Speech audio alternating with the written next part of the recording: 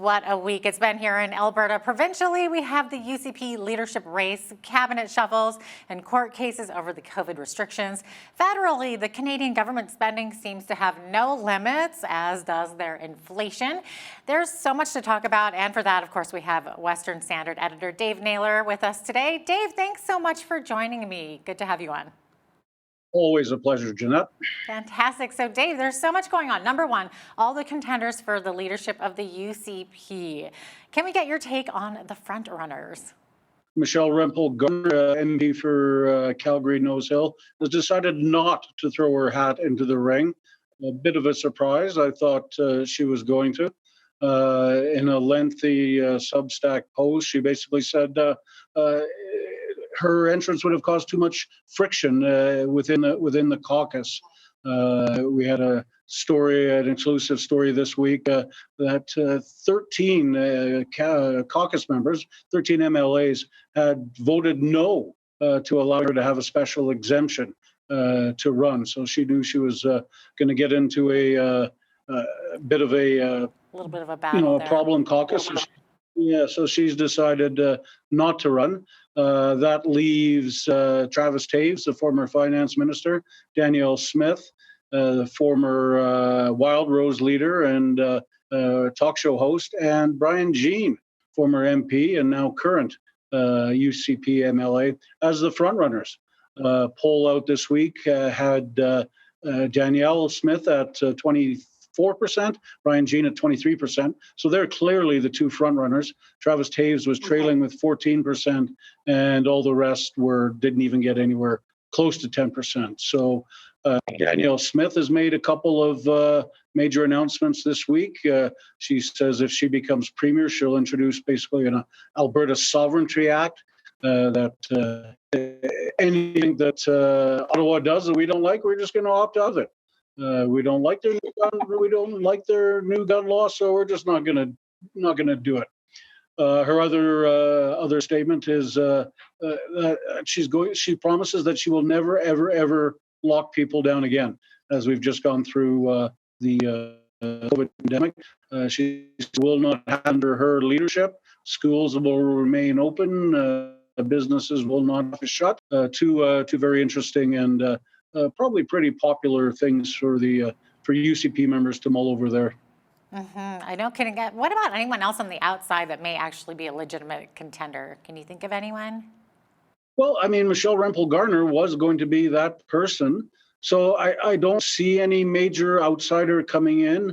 Never say never, but in terms of maybe a business leader or something like that, I don't see it. I think what you see is basically what you're going to get. Yeah, you mentioned the cost to run, and of course we've talked about that before, the cost even just to get the opportunity to get in there and run. So in your opinion, Dave, where does that money come from, and what happens to the funds after the race is over? Well, you have to have some good fundraisers. Take a guy like Mayor Rock. He's a mayor of this small town. He doesn't have $175,000. So unless he's got, some big pocket advisors, make it. He says he will, but 25% of that is a refundable bond, for lack of a better word. So, if you get through the campaign without misbehaving, you'll get 25 grand back. The other 150 grand goes to run the leadership race. So it is just such an enormous chunk of cash. For example, one province away, the NDP are holding a leadership race there, and their entry fee is $4,000. Wow. So quite a difference. It's a bit of a difference, isn't it, Jeanette? Just a little bit. Now, speaking of costs, Brian Jean had a social media post out earlier this week asking people what they want to see the government spend on upcoming surpluses. So is this a good and a smart move on his part, or is it putting the cart before the horse? What do you think? Well, I mean, it never hurts to ask the public what they want, right? And if everybody in the public says we want money to go and pay down the debt, well, then a smart politician will do what the public wants. So yeah, I mean, it it can never go wrong. It's never a bad thing to hear from the electorate at any time. But whether they listen or not is the question.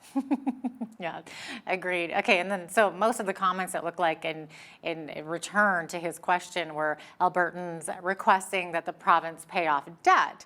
But Brian Jean said that debts could not be paid until the debt was due. So have things changed maybe since the Ralph Klein days? He didn't seem to have a problem paying off debt. So what's your take on this? Well, I don't know if I've got my mortgage and I suddenly come into money, I can pay off my mortgage, surely, right? The money that's coming into Alberta with oil above $100 a barrel is incredible. It's partly why they were able to balance the budget this year. So, every day the UCP's got a different press conference, and millions going there, millions going here, millions going everywhere. So they have money to play with. I have no idea if you've got a surplus of say 50. Pick a figure out of the hat. Say 10 billion a year surplus. I have no idea why you can't go to the bank and say, all right, here's 10 billion. Lower our interest rates or lower our payments. Surely they could do that. Mm-hmm. Do you think that there's an appetite in Alberta for a more fiscally conservative leader? Can people handle another Ralph Klein? Well, it depends on oil prices, I think, Jeanette. Keep in mind we've had 2.5 years of the government basically handing out money left, right, and center. If you don't have a job, well, here's CERB. The feds have no problem ringing up the deficit. It's the debt. It's more than $1 trillion now. I think most sensible Albertans realize that, hey, the debt payments every year, several hospitals across the province could hire thousands of nurses, but we can't because we have to pay down this debt. So I think responsible Albertans don't want to leave that to their children. Yeah, most likely not. Now, earlier you had mentioned that kind of like Danielle Smith saying that we're not going to follow what Ottawa does. So there seems to be that strong conservative-minded leadership where it's kind of like the Alberta separatist members could actually do more working with the existing structure. So do you think that these groups might be more effective working within the existing parties? Well, one of Jason Kenney's big failures was he was seen as not standing up to Ottawa, even though he did. We had a vote on equalization. He should have been on a plane the next day when the results were announced, should have gone to Ottawa with the referendum package and said, look, we want changes, but he didn't do that. The only thing he's done out of everything that was promised was appoint a Alberta firearms officer. But, we don't have a provincial police force yet. We don't have a provincial pension plan yet.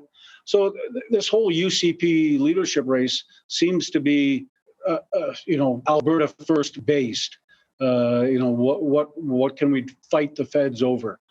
So I think a lot of former UCP members who may have left towards the Wild Rose Independence Party maybe look at this and say, you know what, maybe they're starting to talk the proper game now, and maybe we will see some action. And then it may lure them back. Wild Rose themselves is in a terrible turmoil at the moment. A report this week into the Fort McMurray-Lac La Biche by-election, very hard leader Paul Hinman, accusing him of all sorts of financial irregularities. And Hinman himself expects he could be removed from his job. So terrible time. We're less than a year from an election.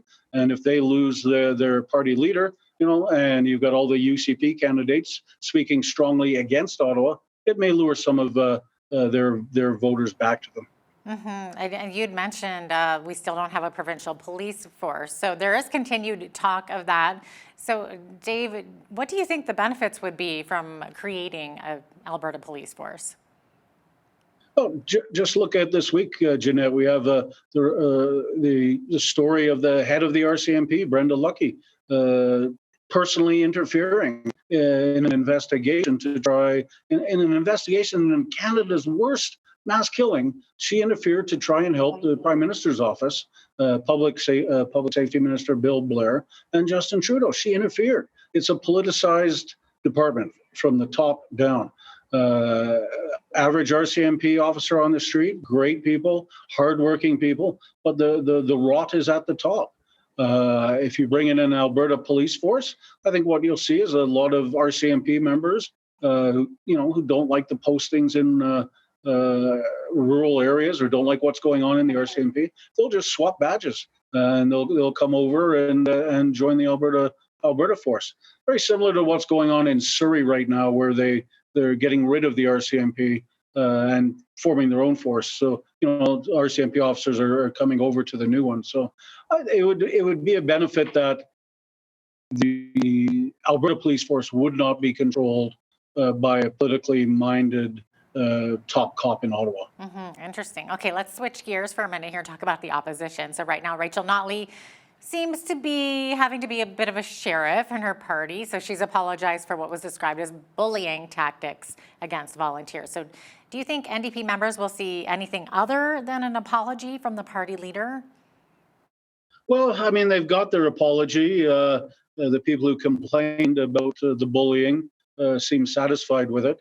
I think right now she's just keeping her head down and just letting the UCP, tear each other to bits and have their leadership candidates attack each other. All the polls are now showing it's, they've only got a 5% lead over the UCP. A poll out yesterday showed them that they'd be in a dead heat if Michelle Rempel-Garner joined the race, but obviously that's a moot point now. But you don't want to upset your volunteers. They're the key. They're the people that do all the hard work and the door knocking. And if you created an environment that they're not happy with, you're in big trouble. So if Notley is smart, she's taking an internal look and saying, guys, we got to stop this, and just making sure that it doesn't happen again. Because if it does, again, we're only less than a year away from the election, and NDP will probably keep Edmonton, and Calgary will be a battlefield, and the rurals will probably go UCP. So you don't want to upset your volunteers in Calgary, because they're going to be needed to help you form government next May. Absolutely. Do you think the NDP can maybe find enough votes to win the election next spring? Well, keep in mind they won pretty handily the last time. I think what's going to have to happen, Jeanette, is, and it was Kenny's plan before he got the boot, was the economy. The economy in Alberta is starting to grow strong now. We're leading the nation. If we get a full year of this before the next election, I would think it would be looking pretty good for the UCP. If we go into pandemics and more problems with that, there's a expected, I think, 7th wave now coming in September. If that goes badly, then the NDP, it's going to be a dogfight. It's going to be close. It's going to be fun political theater, which I can't wait for. All right. Well, Dave, it looks like that's all the time we have for today. We could go on talking about this all day, obviously, but thanks so much for joining us. Appreciate it. Always a pleasure, Jeanette. Absolutely. That was Dave Naylor, editor for the Western Standard, joining me from Calgary. I'm Jeanette Roche on behalf of all of us here at Bridge City News. Thanks for watching.